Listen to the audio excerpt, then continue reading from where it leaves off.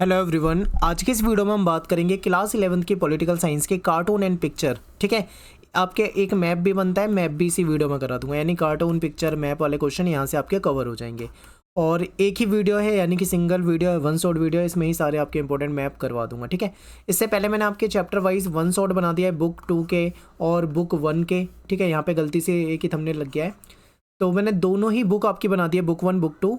One shot video, यानी एक video ये है, एक वीडियो ये है और एक वीडियो ये है। ठीक है, ये क्या है, इसमें हमने एमसीक्यू डिस्कस कर लिया, यानी कि आपके बुक 1 बुक 2 के इंपॉर्टेंट क्वेश्चन हो गए, आपके एमसीक्यू क्वेश्चन ऑलरेडी हो गए। चैप्टर की प्लेलिस्ट ऑलरेडी अवेलेबल है, आप सारे चैप्टर अच्छे से देख के जाना। ठीक है, और हिस्ट्री पॉलिटिकल सब करा रखा है हमने। तो चलिए स्टार्ट करते हैं वीडियो को।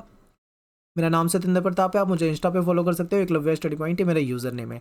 तो चलिए देखिए, ये एक कार्टून है आपके सामने, ध्यान से अगर आप देख पा रहे हो तो यहाँ पे क्या लिखा है, यूरोप का संविधान। ये देखो इनके हाथ में जो पेपर है, इसमें आपको यूरोप का संविधान लिखा दिख रहा है। ठीक है, तो क्वेश्चन ये है कि यूरोपीय संघ ने कब एक साझा संविधान बनाने की कोशिश की थी। तो 2003 में इसने क्या किया था, यूरोपीय संघ ने। यूरोपीय संघ क्या है, यूरोपीय देशों का एक संगठन है, इसमें बहुत सारे देश आ जाते हैं। ठीक है, 27-28 के करीब देश हैं इसमें। और ये जो यूरोपीय संघ के जो देश हैं, इनके लिए इन्होंने एक साझा संविधान बनाने का प्रयास किया था, लेकिन 2003 में बनाने का प्रयास किया, पर उसमें क्या हो गए थे, ये असफल हो गए थे। तो अगला क्वेश्चन यही है कि यूरोपीय संघ का जो साझा संविधान है, इसको बनाने का जो प्रयास हुआ था, इसमें यूरोपीय संघ सफल हुआ था या असफल हुआ था। तो आपको आंसर करना है असफल हुआ था। यूरोपीय संघ किस प्रकार का संगठन है। तो यूरोपीय संघ जो है ना, ये आज की डेट में देखें तो ये एक राजनीतिक संगठन हो चुका है। ठीक है, यानी स्टार्टिंग में ये आर्थिक संगठन था, लेकिन बाद में ये राजनीतिक संगठन हो चुका है। अगला क्वेश्चन ध्यान से देखिए, मैं बहुत जल्दी कराऊंगा ताकि आपका कम टाइम में आपका हो जाए। ठीक है, तो देखिए इसमें सिया, सुन्नी, कुर्द, बगदाद, ये सारी चीज़ें आपको दिखाई दे रही है। इसको आप वीडियो को पॉज करके पढ़ लेना, मैं सीधा क्वेश्चन पे ले चलता हूँ। ये चित्र जो है ये किस घटना से रिलेटेड है, तो ये इराक में जो सत्ता परिवर्तन हुआ था ना, इसके बारे में बता रहा है कि इराक में किस प्रकार से वहाँ के प्रेसिडेंट वगैरह को हटाया गया था। ठीक है, और इस चित्र में क्या दर्शाया जा रहा है, तो इस चित्र में ये दर्शाया जा रहा है कि जो इराक है ना, ठीक है, इराक में सद्दाम हुसैन की जो सत्ता है उसके जाने के बाद क्या हुआ, ये दिखाया जा रहा है। फिर नए संविधान की रचना को लेकर जो इनके बीच में संघर्ष है, ये भी दिखाया जा रहा है। और अलग अलग समुदायों की जो मांगे हैं वो अलग अलग है, ये भी दिखाया जा रहा है। तो तीनों ही सही हैं, तो अपना आंसर हो जाएगा उपरोक्त सभी। अगला क्वेश्चन है कि इराक में सद्दाम हुसैन किस पद पे थे, कौन सी पोस्ट पे थे, तो ये यहाँ के प्रेसिडेंट थे। ठीक है, ए ऑप्शन आपका करेक्ट हो जाएगा।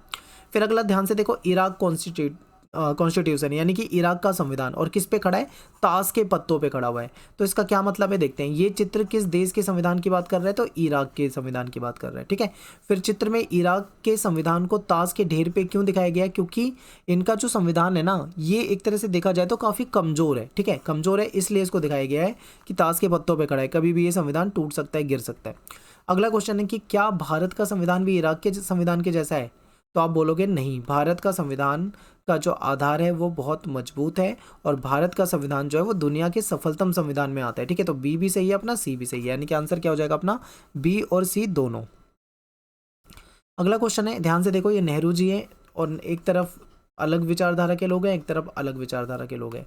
तो इससे आपके पेपर में क्वेश्चन आता है, कार्टून में बीच में खड़ा व्यक्ति कौन है, आप सभी जानते हैं कि ये है नेहरू। ठीक है, अगला क्वेश्चन है कि कार्टून में बाएं तरफ बैठे हुए लोग, यानी लेफ्ट साइड में जो बैठे हुए लोग हैं, वो कौन सी सांस्कृतिक विचारधारा से, तो ये वेस्टर्न, यानी ये पश्चिमी विचारधारा से प्रभावित लोग हैं। ठीक है, फिर राइट हैंड की तरफ जो है वो कौन से हैं, वो इंडियन, यानी भारतीय विचारधारा। अगर आप ध्यान से देखोगे तो यहाँ पे वंदे मातरम लिखा हुआ है ना, यानी राइट साइड में भारतीय विचारधारा से हैं।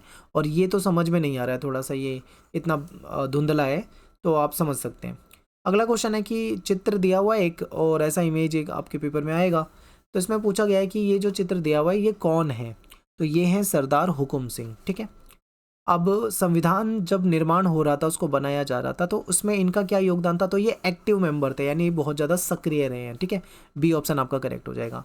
अल्पसंख्यकों के क्या थे, ये रक्षक थे, उनकी अल्पसंख्यकों के लिए इन्होंने आवाज़ उठाई थी संविधान सभा में। अगला क्वेश्चन है, ध्यान से देखो, यहाँ पे इलेक्शन इन द एयर, यानी इलेक्शन से रिलेटेड ये उठापटक आपको दिख रही है। तो क्वेश्चन है कि चित्र में क्या दर्शाया गया है, तो इसमें चुनाव को एक समस्या यानी एक आफत के रूप में दिखाया गया है। ठीक है, यानी चुनाव जो है एक बहुत बड़ी समस्या है। फिर चित्र में चुनाव को एक समस्या के रूप में क्यों दिखाया गया है, क्योंकि भाई चुनाव करवाना भारत में अगर हम देखें तो काफ़ी मतलब आसान काम नहीं था, बहुत टफ था, क्योंकि पहली बार चुनाव हो रहे थे तो बहुत ज़्यादा समस्याएं थी। फिर उस समय में ईवीएम नहीं होती थी। आज जैसे आप ईवीएम में वोट दे सकते हो, ठीक है, जब आपकी 18 साल एज हो जाएगी तो आप जाओगे वोट देने, ईवीएम होगा, बटन दबा के वोट दे सकते हो। लेकिन उस समय ये नहीं होता था, तो वो प्रोसेस और लंबा हो जाता था। तो डी ऑप्शन हो जाएगा, ए और सी दोनों। फिर इसमें देखो ये लिखा हुआ है अपोजिशन, यानी कि विपक्ष है, और ये कांग्रेस है, ठीक है।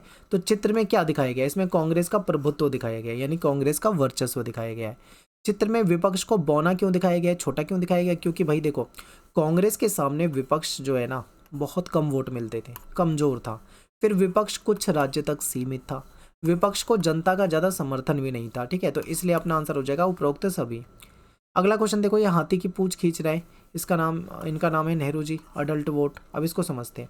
तो चित्र में क्या दर्शाया गया है, तो चित्र में सार्वभौमिक वयस्क मताधिकार की ओर इशारा किया गया है, ठीक है। यानी ये जो उस समय में अडल्ट थे वो बहुत ज़्यादा थे संख्या में, ठीक है, शायद उनको दिखा रहे हो ये।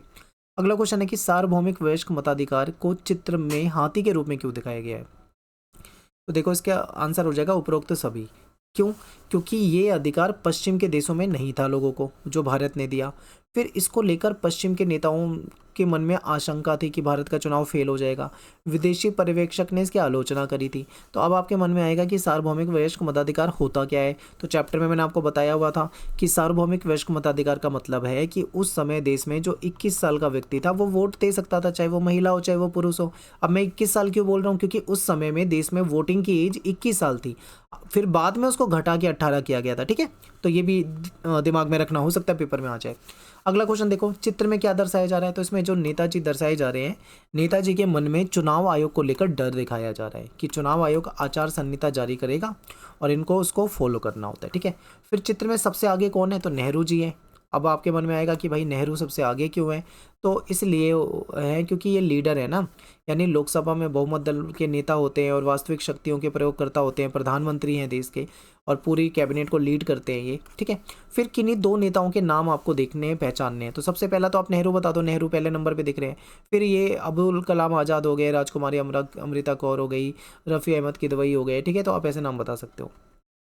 विश्वास मत से क्या अभिप्राय है? यानी सदन में बहुमत को साबित करना। फिर सामूहिक उत्तरदायित्व से क्या अभिप्राय है? संसद के प्रति जिम्मेदारी, ठीक है, क्योंकि संसद के प्रति सभी सामूहिक रूप से जिम्मेदार होते हैं। अगला क्वेश्चन है कि विश्वास मत जीतने के बाद भी मुख्यमंत्री की परेशानी समाप्त नहीं होती, इसके बारे में क्या कह सकते हो आप? ठीक है, तो देखो, यदि कोई विधायक दल छोड़ दे तो वापस से वही समस्या आ सकती है, ठीक है। मान लो अगर गठबंधन वाली सरकार हो तो ऐसे में ये दिक्कत हो सकती है। फिर ये देखो, ये सारे के सारे नेता हैं, और यहाँ पे देखो लिखा हुआ है डिमांड, और ये अच्छे से समझ में नहीं आ रही है, कुछ फंड वगैरह लेने हैं, ठीक है। तो चित्र में कौन से नेता दिख रहे हैं? तो अलग अलग विभागों के नेता दिख रहे हैं। कोई होम मिनिस्ट्री से है, कोई प्राइम मिनिस्टर है, तो कोई स्वास्थ्य विभाग से है, कोई शिक्षा विभाग से है, ठीक है। तो ये नेता यहाँ क्यों खड़े हैं भाई? तो ये नेता जो है फंड चाहिए, यानी पैसा चाहिए, क्योंकि इनके मंत्रालय को पैसा चाहिए, तभी तो ये काम करवा पाएंगे। तो ये है, ये कार्टून थे। अब मैप की बात करें तो एक ही मैप बनता है जहाँ तक मुझे लगता है, इसके अलावा ज़्यादा मैप पूछे नहीं जाते हैं। तो ऐसे राज्य बताने जहाँ पे द्विसदनीय विधायिका है, यानी कुछ राज्य ऐसे हैं जिन पे 2 सदनीय विधायिका है, तो उनके नाम आपके सामने दे रखे हैं। अब आपको क्या करना है, मैप में समझो ना समझो, आपको नाम थोड़े से याद करके जाना है। अगर नाम याद रहेंगे पेपर में आते हैं तो आप वैसे भी कर दोगे। अगला क्वेश्चन है कि वॉक आउट नहीं, आउट किए गए, यानी कि निकाल ही दिया गया है। तो सदन में वॉकआउट करने क्या एक उचित तरीका है? तो इसको हम कह सकते हैं नहीं, क्योंकि कई बार क्या होता है, संसद में बहस होती है ना, तो नेता लोग विरोध करने के लिए वॉकआउट कर देते हैं, यानी कि उस मुद्दे को ही छोड़ के बाहर निकल जाते हैं। तो ये सही बात नहीं है। अगला है कि अध्यक्ष सदस्यों को सदन में किस आधार पर आउट कर सकता है? हाँ, एक है जो लोकसभा का जो अध्यक्ष होता है, ठीक है, वो चाहे तो उनको बाहर निकाल सकता है। यदि कोई मान लो सदस्य अनुशासनहीनता करे, कोई डिसिप्लिन में ना रहे, उल्टा सीधा बोले या लड़ाई झगड़े जैसा माहौल बनाए, तो उसको अध्यक्ष निकाल सकता है, ठीक है। फिर सदस्य गण वॉकआउट जैसा व्यवहार क्यों करते हैं? तो ये किसी मुद्दे पे समर्थन ना देने के लिए करते हैं, ठीक है, यानी कि समर्थन नहीं देना तो ये बाहर ही चले जाते हैं। अगला क्वेश्चन है, ये देखो, डाक हड़ताल यानी हड़ताल से रिलेटेड है। तो ये जो चित्र है इसमें न्यायपालिका किस विषय में हस्तक्षेप कर रही है? तो डाक हड़ताल के मामले में, ठीक है, क्योंकि डाक हड़ताल में है तो उसी के विषय में करेगी। न्यायपालिका के हस्तक्षेप से क्या लागू किया गया? तो जनता की सुविधा के लिए, ठीक है। फिर हस्तक्षेप करते हुए न्यायपालिका ने क्या निर्णय लिया? तो सार्वजनिक हित से संबंधित विभागों को हड़ताल नहीं करनी चाहिए। अगला क्वेश्चन है कि उपरोक्त चित्र में क्या दिखाया गया है, तो इसमें न्यायिक सक्रियता दिखाई गई है। ठीक है, तो यहाँ पे अपना ये जो वीडियो है ये ख़त्म हो जाता है, और टेलीग्राम ग्रुप ज्वाइन कर लो, क्लास 11 ESP न्यू ग्रुप, और इम्पोर्टेंट क्वेश्चन वगैरह यहाँ पे डाल दिए जाएंगे। बाकी वीडियो को लाइक कर दें, कमेंट कर दें, शेयर कर दें, और जो वीडियो इससे पहले बना रखी है उसको जरूर देख जाएं। ठीक है, पेपर से पहले देख जाओ, याद कर जाओ सारे क्वेश्चन को, तो आप अच्छे तरीके से आप पास हो जाओगे बिल्कुल।